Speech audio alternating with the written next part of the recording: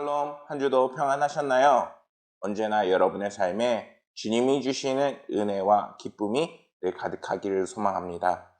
날씨가 많이 더워지고 습해졌습니다. 이제 장마도 온다고 하는데 여러분들이 그런 상황 속에서 짜증이 막 올라가고 또한 습해서 모든 것이 하기 귀찮아질 수 있는데 그럴 때일수록 하나님의 은혜로 우리의 마음을 다스리고 또 생각을 만지고 또 하나님의 은혜가 우리의 삶을 다스릴 수 있도록 많은 말씀 묵상과 기도와 신앙생활에 힘내는 저와 여러분들이 되기를 소망합니다. 오늘 함께 나눌 말씀은 시편 103편 1절과 2절 말씀입니다. 함께 본문 말씀을 읽겠습니다.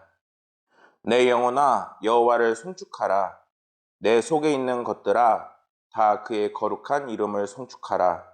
내 영혼아 여호와를 송축하며 그의 모든 은택을 잊지 말지어다. 아멘. 오늘 함께 나누는 말씀에서 내 영혼아 여호와를 송축하라 라는 그러한 말씀이 나오고 있습니다. 무려 3번이나 반복하고 있지요. 여러분들 송축하라, 하나님을 찬양하고 또한 하나님께 영광 돌리는 삶을 살고 계신가요? 사실 우리의 삶에서 매일 하나님을 찬양하고 또한 하나님께 감사하는 삶을 사는 것은 참 쉽지가 않습니다.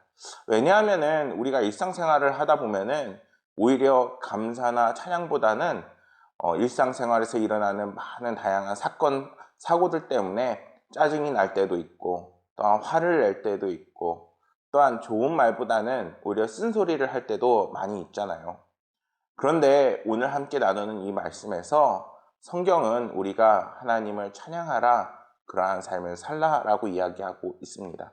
그런데 여기서 중요한 것은 그 찬양은 하나님께 영광 돌리는 삶은 단순히 찬양한다는 그런 마음이 그냥 내가 해야 한다 의무적인 그런 것이 아니라 이제는 우리 가슴 속에 우러나오는 기쁨의 찬양, 한이의 찬양이 이제는 우리가 차곡차곡 끊임없이 찬양하는 삶을 통해서 우리가 찬양하는 삶을 살 수 있다라고 이야기하고 있는 것입니다.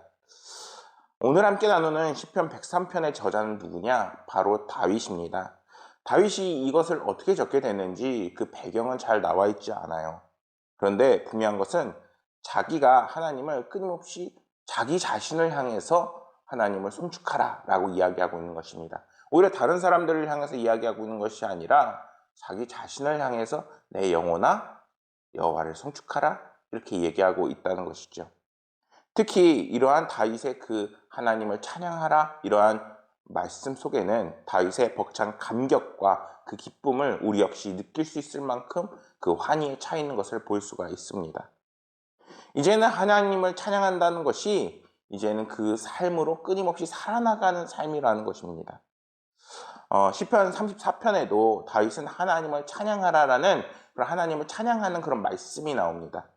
이 말씀에 시편 34편의 2절 말씀을 보면은 내 영혼이 여호와를 자랑하리니 공고한 자들이 이를 듣고 기뻐하리로다 라고 성경은 말씀하고 있습니다. 다윗은 사울의 추격을 피해서 블레셋으로 피하게 되는 사건이 발생하게 되는데 이때 다윗이 블레셋으로 피한 그곳은 이스라엘이 원수라고도 말하는 곳입니다. 심지어 다윗은 그곳에서 골리앗을 물맷돌로 탁 쳐서 죽인 사건이 있지요. 블레셋에 있는 대신들은 이러한 다윗을 경계하고 또한 죽이려고 합니다. 그러자 하나님께서는 그에게 지혜를 주셔서 다윗이 미친 척하게 되고 그리고 그곳에서 무사히 구출되게 됩니다. 이러한 장면은 다윗에게 정말 수치스럽고 묘멸스러운 정말 모욕적인 상황일 수 있습니다. 그런데 다윗은 오히려 그 속에서라도 하나님께서 살려주시고 구원해주시고 인도해내시는 하나님을 찬양하고 송축하고 있는 것입니다. 성경은 우리를 향해서도 상황과 환경의 지배를 받는 것이 아니라 끊임없이 하나님을 송축하는 삶을 살 것을 이야기하고 있다는 것이죠. 근데 그 찬양은 우리 안에 우러나오는 감사와 은혜가 있을 때 가능하게 됩니다. 단순히 우리가 겉으로만 찬양한다고 해서 찬양하는 것이 아니라는 것이죠. 그래서 성경은 우리에게 이렇게 조언을 합니다. 그의 모든 은택을 잊지 말지어다. 그러니까 모세도 그렇고 다윗도 그렇고 다양한 선지자들이 하나님의 은혜를 잊지 말 것을 우리에게 말씀하세요. 왜냐하면은 하나님의 은혜가 우리 가운데 여전히 남아있고 그 감동을 잊지 않아야 우리 가운데서 하나님을 찬양하는 기쁨의 환희의 찬양이 나오기 때문인 것이죠. 여러분들 삶에서도 하나님께서 늘 함께 하시며 주신 은혜가 분명히 있습니다. 우리는 그 은혜를 잊지 말고 세어볼 수 있어야 되는 것이지요. 그 증거는 우리의 모습을 보면은 이제는 발견할 수 있습니다. 내가 하나님의 은혜를 계속 묵상하고 살아가고 있는지, 아니면은 하나님의 은혜를 가지고 살아나가고 있는지, 그것을 통해서 우리가 하나님을 찬양하고 또 때로는 불평불만만 일삼는 자신의 모습을 발견할 수 있습니다. 우리는 어떤 선택을 해야 할까요? 바로 하나님의 은혜를 기억하면서 내 영혼아 여호와를 송축하라라는 그런 자세와 태도가 우리의 삶 가운데 있어야 하는 것입니다. 말씀을 준비하면서 이러한 글을 보게 되었습니다. 어느 목사님이 수년간 매일 기도를 써서 올리는 일을 하셨는데 처음에는 직장인을 위한 365일 기도문을 써서 출간을 했다고 합니다. 그런데 그 다음에는 직장인만이 아니라 일반인을 위한 아침 기도문을 쓰게 되었습니다. 2019년에 그 맞이하면서 마음 가운데 하나님을 찬양하는 아침 기도문을 써야겠다는 생각이 들게 되었는데 목사님은 사실 이러한 일이 굉장히 어려운 것을 예상하고 있었습니다. 왜냐하면 우리의 기도의 90%가 하나님을 향한 간구로 되어 있다는 것이죠. 그렇게 우리가 감사와 찬양으로 기도를 드리는 것이 굉장히 어렵습니다. 그렇게 감사할 것을 샅샅이 찾다가 발견하게 됐는데 바로 감사하지 못하는 많은 것들 속에 감사할 제목들이 숨겨져 있었다는 것입니다. 예를 들어 집이 좁아 불만인 사람은 이미 집을 갖고 있었고 부모님 때문에 힘들다면 부모님들이 살아 있었다는 것이죠. 이렇게 우리는 우리 불평을 통해서 우리에게 부족한 것이 아니라 우리에게 채워져 있는 것 역시 발견할 수 있습니다.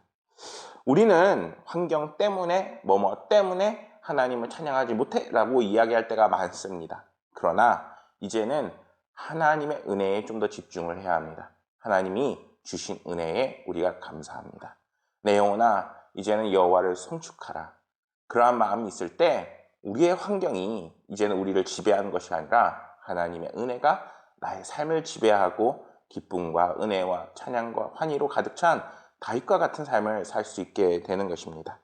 사랑하는 성도 여러분, 이제는 다시 한번 감사한 것들을 생각해 봅시다. 또한 세어 봅시다. 그리고 하나님을 찬양하기에 힘쓰는 저와 여러분들이 되기를 소망합니다. 늘 하나님을 사랑하는 성도가 되기 위해 주님이 주신 은혜를 다시 한번 묵상하고 또한 그것을 기억하고 하나님의 은혜를 이제는 우리 가슴 속에 담아 다윗과 같이 기쁨과 환희와 그리고 좋은 하나님의 은혜로 늘 가득 찬 삶이 되시기를 간절히 소망하겠습니다. 감사합니다.